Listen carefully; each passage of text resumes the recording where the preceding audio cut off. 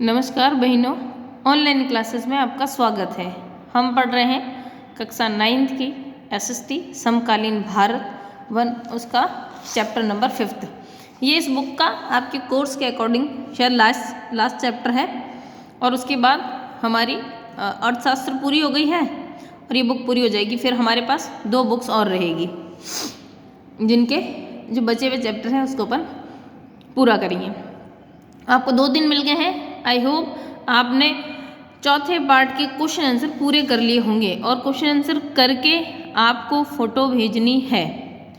देखिए, chapter number 5 का नाम है प्राकृतिक वनस्पति तथा वन्य प्राणी।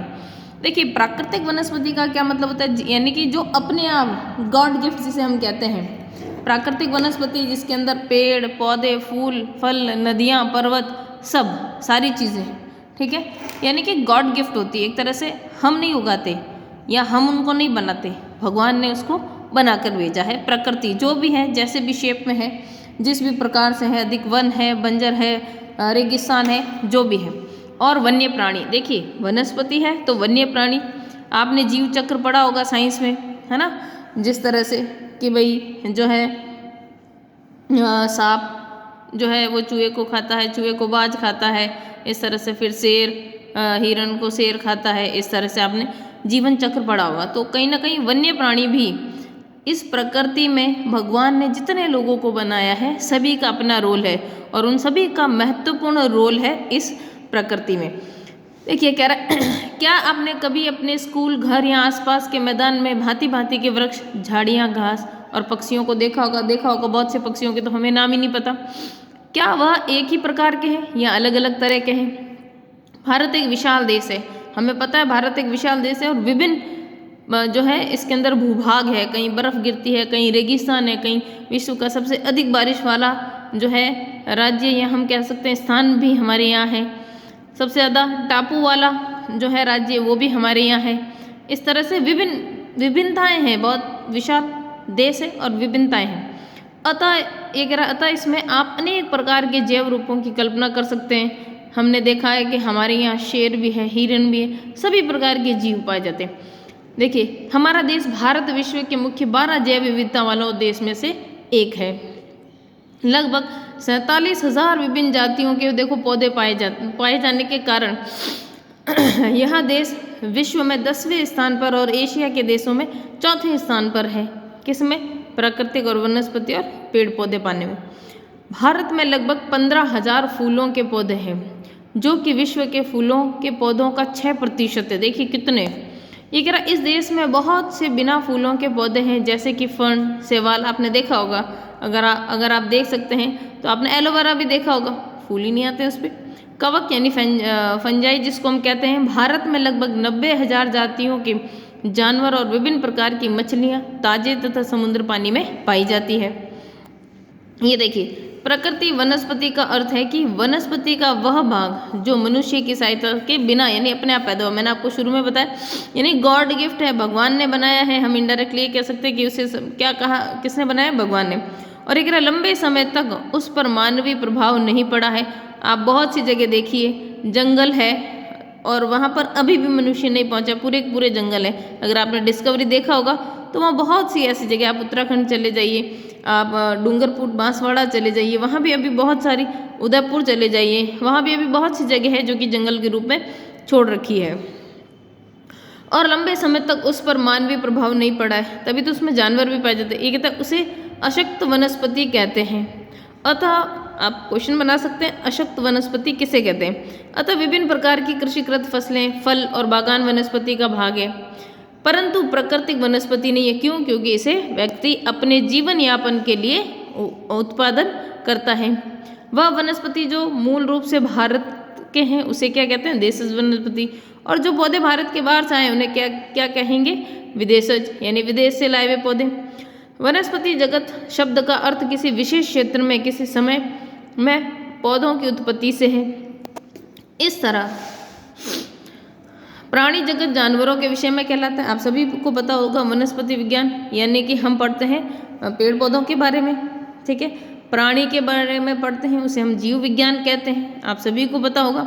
वनस्पति तथा वन्य प्राणियों में इतनी विविधता निम्नलिखित कारणों से पाई जाती है। देखो किस कारण से, भूभाग, हमने कहा हमारे बाड़मेर में जैसी बकरी पाई जाती है, क्या कश्मीर में वैसी पाई जाती है? नहीं, वहाँ वो अलग, उसके ज़्यादा लंबे बाल होंगे, इस तरह से होगा।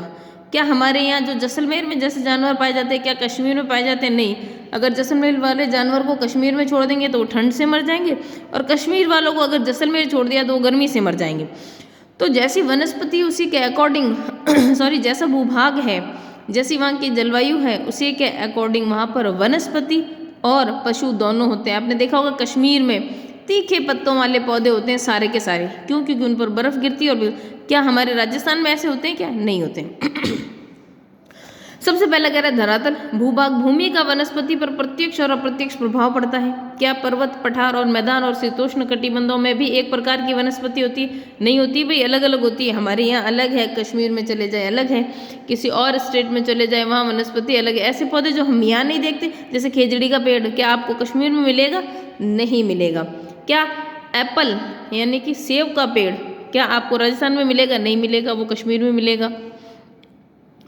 ये कह रहा धरातल के स्वभाव का वनस्पति पर बहुत प्रभाव पड़ता है। उपजाऊ भूमि पर प्राय कृषि की जाती है और ऊबड़ तथा असमतल भूभागों पर जंगल तथा घास के मैदान होते हैं, जिनमें वन्य प्राणियों का आश्रय, जैसे मैंने कहा आप बांसवाड़े चले जाइए, उदयपुर चले जाइए, वहाँ जंगल छोड़ रखे हैं। आपने बहुत बार पढ़ा होगा, आज माउंट आबू में भालू आ गया, ये आ गया, या आप कभी परशुराम महादेव गए हैं तो वहाँ भी आ गए, क्योंकि वहाँ बहुत सारे पहाड़ है और वहाँ पर जंगल है, तो जंगल है तो जंगली जानवर होंगे। मृदा, देखिए मृदा यानी कि मिट्टी, विभिन्न स्थानों पर अलग अलग प्रकार की मृदा पाई जाती है जो विविध प्रकार की वनस्पति का आधार होती है। मरुस्थल की बलुई मिट्टी मृदा और कंटीली झाड़ियाँ, यानी कि हमारे यहाँ जो जिन पेड़ या पौधों में कांटे ज़्यादा होंगे रेगिस्तान में वे ही पाए जाते हैं, क्योंकि उन्हें कम पानी की आवश्यकता होती है इसलिए। तथा नदियों के डेल्टा क्षेत्र में पर्णपाती वन पाए जाते हैं, यानी कि जो पत्ते रहते हैं हाँ हरे भरे हम कह सकते हैं। पर्वतों की ढलान पर जहाँ पर मृदा की परत गहरी है, शंकुकारी वन पाए जाते हैं। शंकु मतलब वो इस तरह से। जलवायु, देखिए तापमान, वनस्पति की विविधता तथा विशेषताएं तापमान और वायु की नमी पर भी निर्भर करती है, यानी कि वहाँ का मौसम कैसा है, गर्म है कि ठंडा है, तो उनकी पत्तियां भी उस अकॉर्डिंग होगी। जहाँ गर्म जलवायु होगी वहाँ पेड़ पौधों की पत्तियां कैसी होगी, छोटी, जैसे अपने यहाँ खेजड़ी है, बबूल के पेड़ है, इन सबको देखिए आप, इनकी पत्तियां कैसी, छोटी है। हिमालय पर्वत की ढलानों तथा प्रायद्वीपों के पहाड़ियों पर 915 मीटर की ऊंचाई के ऊपर तापमान में गिरावट वनस्पति के पनपने और बढ़ने को प्रभावित करती है और उसे उष्णकटिबंधीय से उपोष्ण, शीतोष्ण तथा अल्पाइन वनस्पतियों में परिवर्तित कर देती है। यानी कि जैसे जैसे आप ऊपर की तरफ जाएंगे आपको पता होगा वहाँ तापमान गिरेगा। देखिए आपको क्या बता रहा है आगे, ये कह रहा वनस्पति खंड उष्ण, हमने पढ़ा था 24 से अधिक तापमान जहाँ होगा वो उष्ण होता है, और जनवरी में कितना होता है, औसत 18। टिप्पणी, इसमें कोई पाला नहीं है। नेक्स्ट उपोष्ण, उपोष्ण का मतलब होता है इससे थोड़ा कम, 17 से 24 डिग्री, और सर्दियों में कितना, जनवरी से औसत तापमान यानी कि सर्दियों के आसपास 10 से 18, और इसमें पाला गिरता है कभी कभी। शीतोष्ण यानी ठंड की बात कर रहा है, देखो तापमान कैसा रहेगा, 7 से 17 डिग्री। आपको पता हो तो कल परसों 6-7 डिग्री था तो कितनी ठंड थी, तो 7 से 17 डिग्री। और यहाँ पर जनवरी यानी कि सर्दियों में क्या मौसम रहता है, -1 से लेके -, और ये कह रहा कभी पाला और कभी बर्फ गिरती है। ये कह रहा अल्पाइन 7 डिग्री से कम होता है और -1 से कम होता है, यानी कि वो और भी नीचे, और क्या होता है, बर्फ।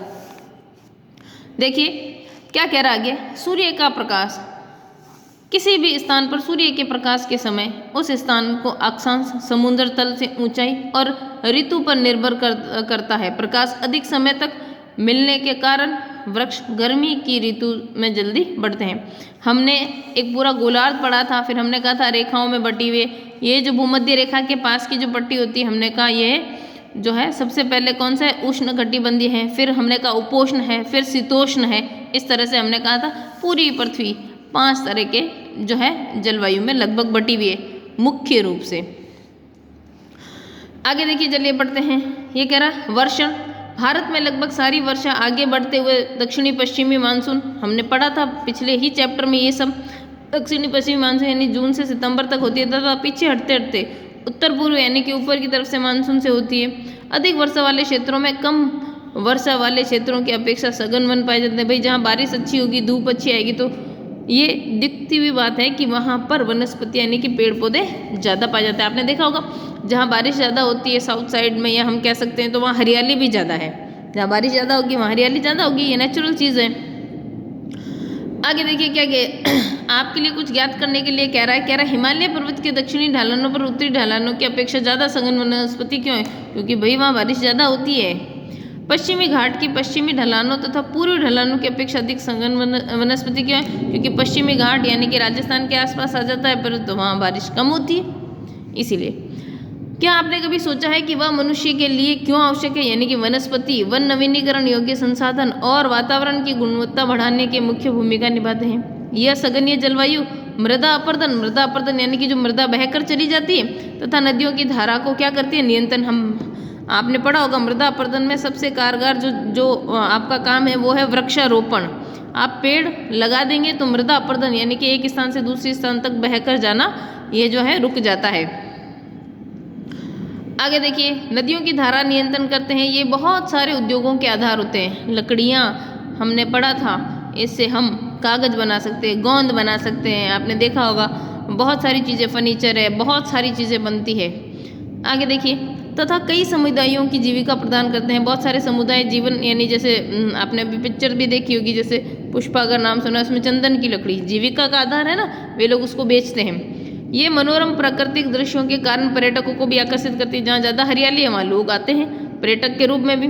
यह पवन तथा तापमान को भी नियंत्रण करती है। जहाँ ठंडा ज़्यादा पेड़ पौधे रहेंगे तो ठंडक रहेगी और वर्षा लाने में सहायक होती है। ज़्यादा पेड़ लगाइए तो वर्षा होगी, ठंडा नमी रहेगी जलवायु में, तो वहाँ पर अपने आप क्या होती है? बारिश ज़्यादा होती है। ये कह रहा है इनसे मृदा एवं जीवाश्म मिलता है। जब पेड़ पौधों की पत्तियाँ सूख जाती है, आपने देखा होगा उसकी हम खाद बना सकते हैं, मिट्टी में मिलती है। ये सब चीज़ें आपको बता रहा है कि इनसे यानी कि पेड़ पौधों से, प्रकृति से मृदा में जीवाश्म भी मिलता है और वन्य प्राणियों को क्या मिलता है? आश्रय। जंगल में रहते हैं ना जंगली जानवर सारे। भारतीय प्राकृतिक वनस्पति में कई कारणों से बहुत बदलाव आया है, जैसा कि कृषि के लिए अधिक क्षेत्र में मांग, यानी कि पेड़ हमने पढ़ा है कि वन काटे जा रहे हैं कृषि के लिए और लोगों के रहने के लिए। उद्योगों का विकास, इंडस्ट्रीज लगाने के लिए, शहरीकरण की परियोजनाएं, शहर बसाने के लिए हम जंगल के जंगल क्या कर रहे हैं? काट रहे हैं। और पशुओं के लिए चारे की व्यवस्था के कारण वन्य क्षेत्र क्या हो रहा है? कम, क्योंकि हम उसको काट रहे हैं। चलिए आगे देखिए नेक्स्ट। ये कह रहा सन 2003 में वनों का कुल क्षेत्र 68 लाख वर्ग किलोमीटर था। भारत के बहुत से भाग में वन क्षेत्र सही मायने में प्राकृतिक नहीं है। हम पढ़ेंगे आगे 33% होना जरूरी, जबकि हम तो 20% के आसपास ही अभी। कुछ अगम्य क्षेत्रों को छोड़कर जैसे हिमालय और मध्य भारत में कुछ भाग तथा मरुस्थल जहाँ प्राकृतिक वनस्पति है, शेष भागों में मनुष्य के हस्तक्षेप से प्राकृतिक वनस्पति क्या हो गई? आंशिक या संपूर्ण रूप से परिवर्तित हो रही है। यानी कि जंगल के जंगल कट रहे हैं, लोग कॉलोनियाँ बसा रहे हैं, नए नए प्लॉट काट रहे हैं, ये सब चीज़ें, या फिर बिल्कुल निम्न कोटि की हो गई है, यानी कि बिल्कुल ही कम हो गई है। आप सभी इस चैप्टर को अच्छे से पढ़ना, अच्छा चैप्टर है, आपका ज्ञान बढ़ाएगा। इसके आगे पढ़ेंगे हम कल। सभी काम करके भेजें मुझे ज़रूर। चौथे चैप्टर के सारे क्वेश्चन आंसर करके मुझे भेजने हैं।